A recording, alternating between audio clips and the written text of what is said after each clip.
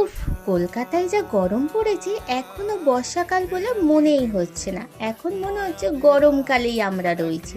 আর এই গরম থেকে এড়ানোর জন্য একটা শান্ত পরিবেশ আর গঙ্গার পার হলে কেমন হয় বলো তো? হ্যালো এভরিওয়ান, আমি রিয়া। আজকে আমি তোমাদের কাছে কলকাতার একটা হিডেন প্লেসের কথা বলবো। আর সেখানে গেলে তোমরা গঙ্গার পাড়ের সঙ্গে আরো খুব সুন্দর সুন্দর মন্দির দেখতে পাবে। এটা কলকাতা থেকে মাত্র 1 ঘন্টা দূরে। বেশি দূর না, বাইক রাইড করে গেলে তো 1 ঘন্টা সময় কাফি। পিসফুল সময় কাটাতে চাও তাহলে ত্রাণবাবুর ঘাট হলো সব থেকে পারফেক্ট প্লেস।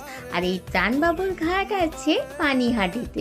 আর গঙ্গার পরিবেশ তোমাদেরকে তো মনমুগ্ধ করে দেবে। আর এর আশেপাশে আছে আরো খুব সুন্দর সুন্দর মন্দির। গঙ্গার পাশে কিছু মন্দির থাকলে কার কেমন লাগে আমি জানি না, কিন্তু আমার তো মনটা বেশ ভালো হয়ে যায়। আমার বাড়ি যদি এইরকম জায়গায় থাকতো, আমি তো নিত্যদিন এই মন্দিরে এসে বসে থাকতাম, আর তার সঙ্গে গঙ্গার পাড়ে তো রোজই আসতাম। আমার তো গিয়ে জায়গাটা ভীষণ পছন্দ হয়ে গিয়েছিল।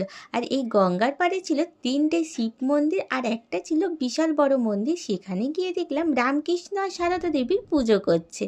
মন্দিরের সামনে ছিল খুব সুন্দর ছোট্ট একটা উঠোন, আর সেখানে করা ছিল খুব সুন্দর একটা আলপনা। আর তার সঙ্গে সিঁড়িগুলোতেও খুব সুন্দর করে আলপনা করা ছিল।